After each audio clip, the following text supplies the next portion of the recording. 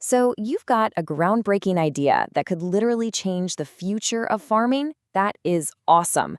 But here's the million-dollar question. How do you fund the patent you need to actually protect it? Well, in this explainer, we're going to map out the entire journey for you from that brilliant idea to a fully funded, protected innovation.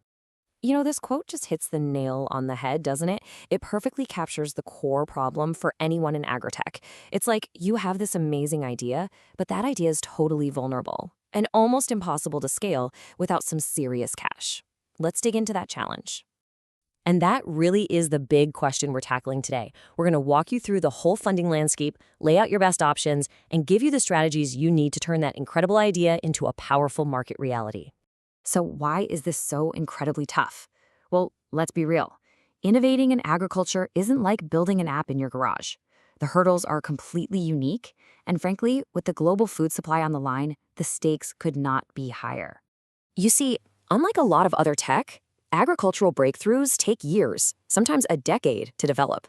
We're talking about endless field trials to prove they even work. You've got to navigate this maze of complex regulations, and all of this costs a huge amount of money up front, long before you ever see a single dollar of revenue. Now, to get any kind of serious investment, you have to protect your intellectual property with a patent. But here's the catch, the paradox, really. The very thing you need to get the funding costs a ton of money all by itself. And this is exactly where patent financing comes into play. Just think of it as the bridge that gets you over that massive financial gap. It's funding specifically designed to cover all those patent costs, so you can keep your head down, focus on development, and line up those bigger investments for later. All right, so you need the funding. Now what? Where do you actually get it? Let's break down the 5 main paths you can take, the 5 financial vehicles you can use to finance your patent and really bring this thing to life. Okay, our first path is a total classic, and for good reason. Equity financing. This is the one where you sell a piece of your company in exchange for capital. So what does that mean? It means you're bringing on partners, venture capitalists, or angel investors. They write you a check, and in return, they get ownership, a stake in your company's future. It's pretty much the go-to route for any agritech startup that has the potential for explosive growth. Now, let's look at option number 2. This is a much more traditional route. Instead of selling off bits of your company, you're basically just taking out a loan. With debt financing, you go to a bank or some other lender. And the huge plus here? You keep 100% control of your company. It's all yours. The trade-off, of course, is that you now have a debt that you absolutely have to repay, with interest, which can be a pretty heavy burden for a company that's just getting started. So when you put them side by side, it really all boils down to one fundamental choice. With equity, you give up a piece of the company for cash, but you don't have to worry about paying it back. With debt, you keep the whole company, but you've got that loan hanging over your head. Okay, let's move on to our third path, which for a lot of founders is a really attractive one. We're talking about getting money that you don't have to pay back and that doesn't cost you any part of your company. These are grants and subsidies. They usually come from government agencies or big international organizations that are focused on agricultural research. It's what we call non-dilutive funding. Now, what's the catch? Well, your innovation usually has to align perfectly with their specific goals, like, say, promoting sustainability or boosting global food security. The fourth option is a lot more modern. It's all about tapping into the power of public excitement to get your project funded and off the ground. Yeah, we're talking about crowdfunding. This lets you raise your capital by getting small amounts of money from a huge number of people, usually online.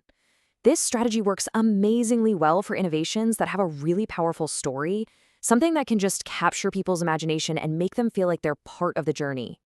And finally, our fifth path is a little different. It doesn't really involve raising cash directly. Instead, it's all about teaming up with the big players who are already established in the field. With this approach, you can actually license your patented technology to a bigger company and collect royalties. That gives you a nice, steady income stream. Or you could form a strategic partnership where you share the costs and, of course, the future profits of developing and bringing your innovation to market. But look, knowing these 5 paths is really just the beginning. The real key, the secret sauce, is knowing how to successfully navigate the path you choose, because each one requires a completely different strategy. So let's just use crowdfunding as an example. To win here, you have to nail 3 things. First, you need a story that really connects with people on an emotional level. Second, you have to build a real community with your backers through updates and transparency. And third, you got to give them something real in return for their support. So the big takeaway here is that your strategy has to be custom built. For equity, you're not just asking for money, you're selling a vision of explosive growth. VCs want to see how this thing scales. For debt, remember, banks hate risk. Your business plan needs to be rock solid, screaming profitability and reliability. When you're going for grants, you have to do your homework. Become an expert on the organization and frame your project as the perfect solution to their problem. And for licensing, it's like a strategic courtship. You need to find a partner whose business is practically begging for your innovation to fill a gap. Okay, let's bring this all home. Choosing how to fund your patent, this isn't just a financial transaction. It is a foundational, strategic decision for your entire company. Because that choice, whether it's equity, debt, a grant, or a partnership, is going to define your entire path forward. It literally determines who you answer to, the kinds of pressures you're going to face, and the resources you'll have at your disposal as you take your innovation from a concept in a lab to a reality in the field. And that really leaves us with one final big thought.